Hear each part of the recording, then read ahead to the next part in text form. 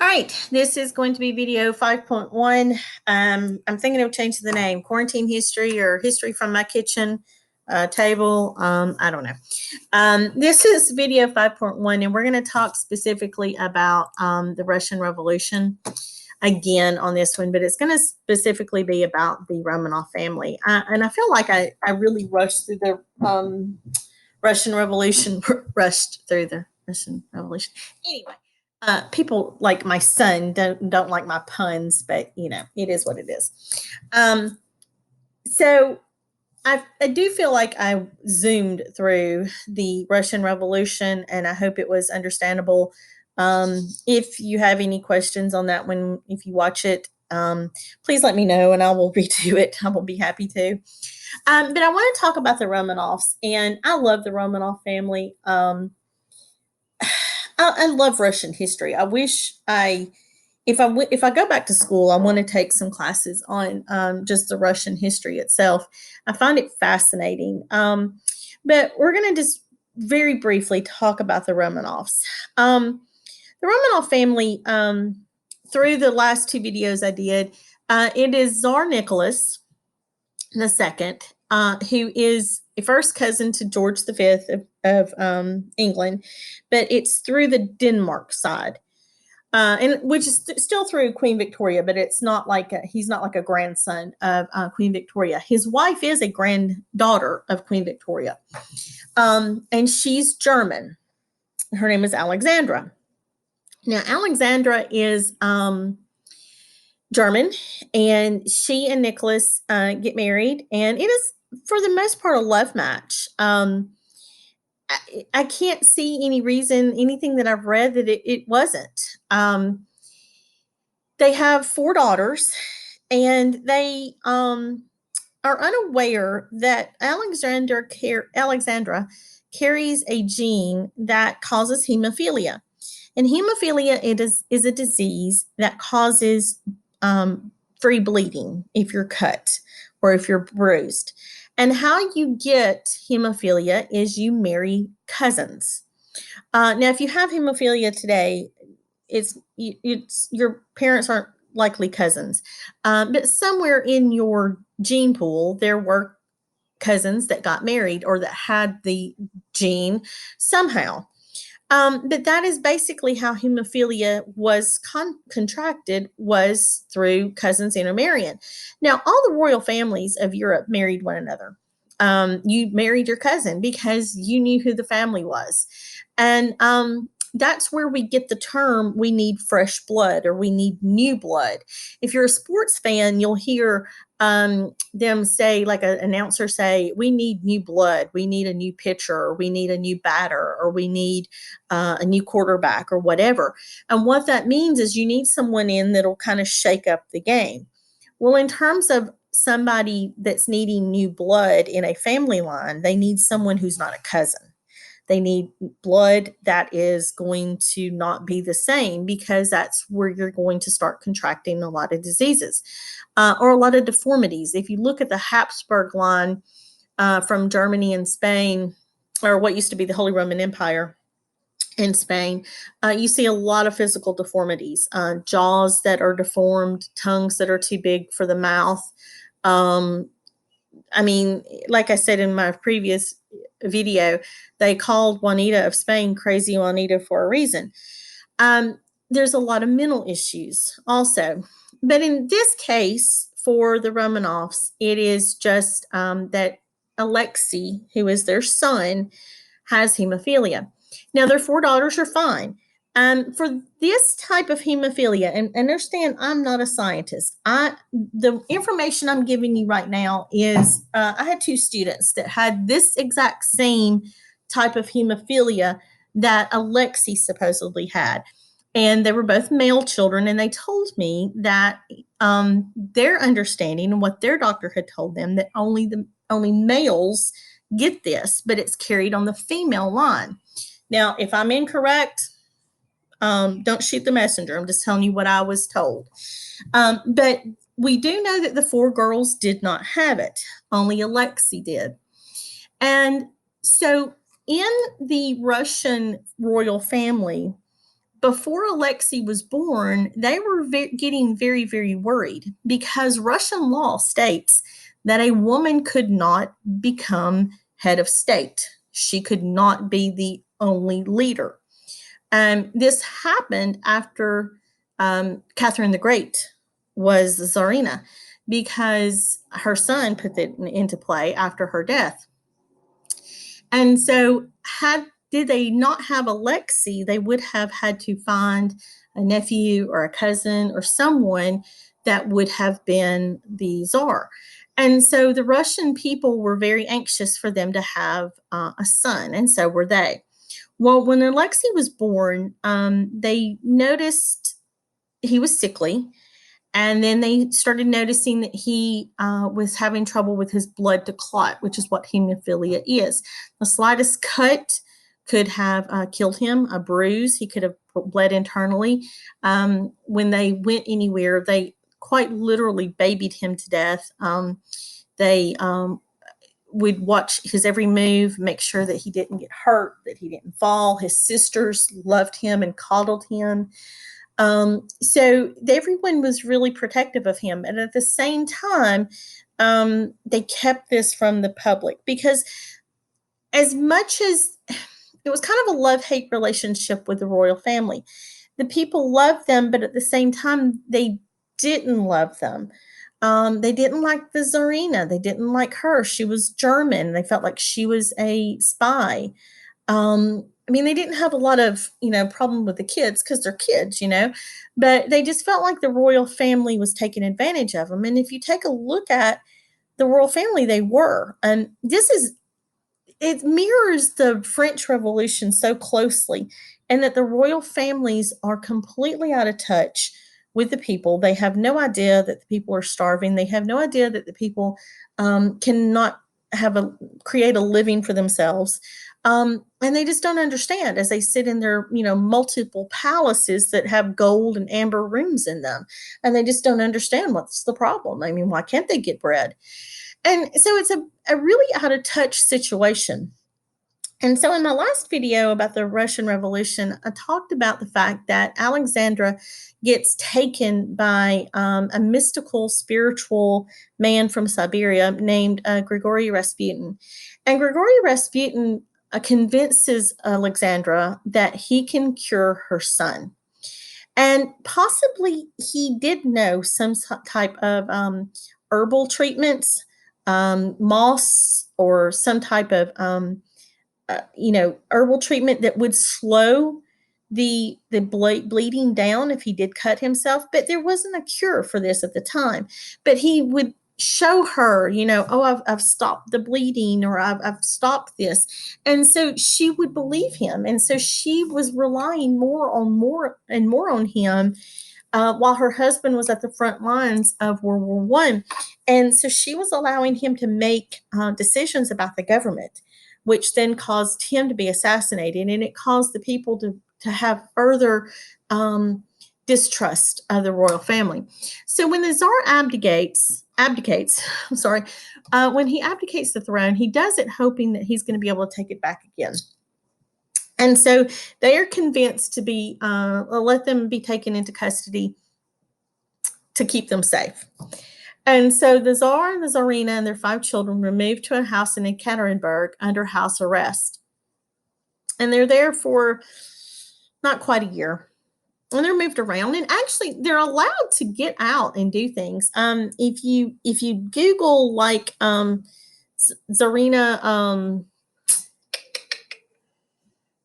it may be Anastasia's pictures, but if you Google like the Tsarina's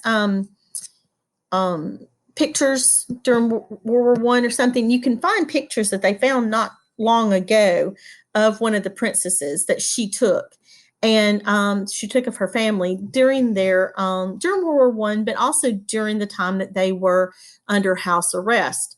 The final place that they went to, it was a little bit more strict. They were under a little bit more house arrest, and there's a lot of different stories about this. One of the stories is that they were led to believe that they were about to be moved again.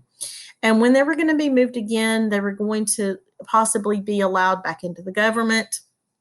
I mean, there's a ton of different stories out there. And I think we're just going to go with what we know. On the night of July 16th, they were taken down into the basement and they were lined up along with, again, reports say, servants, including their doctor, family dog, and they were shot. The bodies burned and they were thrown into a nearby mine shaft where they were burned. Now, here's where the story gets interesting. And I always tell my students this because someone always has heard this story. Rumors start almost as soon as the reports get out that the Romanovs are killed, that not all of the Romanovs died. Many reports state that Anastasia and Alexei both survived. And one of the theories was that the women had sewn jewels into the lining of their dresses and into the lining of their corsets, which helped keep them their stomachs in. And they also had done this to Alexei's vest, and it kept the bullets from striking Anastasia in the most critical areas and Alexei, which it really doesn't make sense for Alexei because even one bullet wound, even in the arm, he would have bled out. So I don't know why Alexei was thrown in this other than the fact that they didn't find his skeleton right away. Okay, so one theory is that there were jewels sewn into their dresses, okay? So, due to Alexei's hemophilia, it really would have been unlikely for him to survive any bullet wounds. But the general theory was that his family protected him, no bullets hit him directly, or that he also had jewels or something sewn into his clothing to protect him. Okay, so but these were just theories and suppositions from 1918 until 1922. So in 1920, a young woman attempts suicide in Berlin, and she's admitted into a mental hospital. And for 2 years, she refused to speak. And in 1922, she suddenly began to speak, and she told everyone that she was the Grand Duchess Anastasia. Now, many people believed that she was a fraud, but a few people started to believe her. And this is where the story really, really gets interesting. And again, you can go online and you can read 1,000 different things. And I have researched this. I'm not going to say extensively, but I have researched this quite a bit. And if one of the stories that I've always read and that is from credible sources state that she is able to identify people in photos that she had never supposedly seen before. She shouldn't have been able to see before. She also told people that she and her mother had sewn jewels into their clothing, which that was a rumor. And so she could have heard this. She told one visitor about funny animals. Well, this visitor was a cousin, and he had drawn cartoon animals with Anastasia when they were young. So it's how did she know that? I mean, and people couldn't answer that. Okay. She will eventually take her bid to court to be named heir to the Romanovs, and she will be in court for like the next 40 years trying to prove that she is the Grand Duchess. Now, many people of the Romanov family will support her mainly because they want to share in the massive wealth. This is where I'm fuzzy. At this point, I don't think they had released any of the money or the jewels. It was kind of still held by the government of Russia. Again, I'm going to be fuzzy on that. But there's a lot of people that are still alive at this point that they know that they're related to the Romanovs and they are supporting her only so that they could maybe get part of the wealth. Okay, so she will change her name to Anna Anderson. She will move to the United States. She will marry a history professor, and she will continue to claim her status as a Grand Duchess. Now, what's interesting in 1968, the courts make a decision that they cannot prove or disprove that she is the Grand Duchess, but they do not give her any of the Romanov wealth. Now, she will die in 1984. She will still claim she is the Grand Duchess Anastasia. And there's an old video out there. Leonard Nimoy narrates it. It was a series that came on in the 70s. And you can find a video of her, and she is about 4 sandwiches shy of a picnic basket. And she, bless her heart, and if y'all don't know what that is in Southernese, it can be one of two things. It can be a true bless her heart, she just is not all there, or it could be bless your heart, which um, I'll give you an example. For her, it's bless her heart. I mean, truly bless her heart. Napoleon trying to combat Russia in the winter. Bless your heart. Anyway, there's a video out there with her talking with her husband, and she just is insistent. I am the Duchess. However, in that video, you can see her husband is trying to take advantage of the situation, in my opinion. He's telling her, now, this is Olga. This is Olga. And she's like, I don't know who that is. And he was like, well, she knows that that's Olga. But anyway, in 1994, there is new technology available for DNA. 1994 is about when DNA starts ramping up. And so they test a blood and tissue sample of Anna Anderson's against a living Romanov family. And so they determined she is not the Grand Duchess. So in 1991, the bodies of the Tsar, Tsarina, and 3 of their daughters are found. DNA proves their identities, but the bodies of the Tsar, of one of the daughters of the Tsar, and Alexei were missing. Now, you can determine, of course, gender through the skeletons. And so they knew that one was Tsar, one was a Tsarina, 3 were daughters. And so that is missing a daughter and the son. But they couldn't determine, of course, which one of the daughters was missing. So this ramps up this rumor again. Well, we know it wasn't Anna Anderson, but there were a lot of people during this time period that also claimed to be Anastasia. And so it was like, well, were one of those claims true? And people were like, well, we don't know. That was the most credible one just because she did look like Anastasia. It could have been logical that it could have been her. And she did know things. Now, did she know things because she was being fed the information? I mean, we don't know at this point. In 2007, though, a group of people were still looking for the remains near the mass burial site, and they did find 2 other sets of remains, and both sets showed signs of being burned and doused in acid, just as the others had been. And so DNA results DNA was done on the bones, and they were proven to be the bodies of Alexei and then one of the other daughters. And Anna Anderson was proved to be, I can't say that name. If you can say that name, good for you. She was a Polish factory worker who did have a history of mental health issues. And if you can find that video, yeah, you can see that. So this is the sad and lonely truth of the Romanovs. And this was the end of the royal family. Now, there are still some Romanov family members out there, but there are, this direct line to the Tsar is gone.